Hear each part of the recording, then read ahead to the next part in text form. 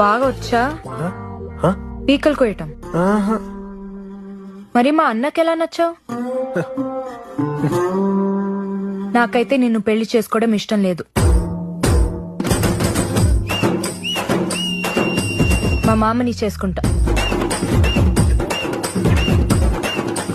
ఆ, అయితే ఈ విషయం మీ అన్నయ్యతో చెప్తే నేను వెళ్ళిపోతానండి. నేనెందుకు చెప్పాలి? ఆ, చెప్పపోతే పెళ్లి చేస్తారండి. చేస్తే నీతో ఉండిపోతానా? కాఫీలో విషం వేసి పెళ్ళైన వారమే చంపేస్తా.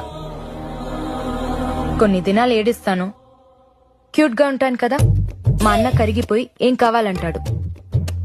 మా మావని అడుగుతా.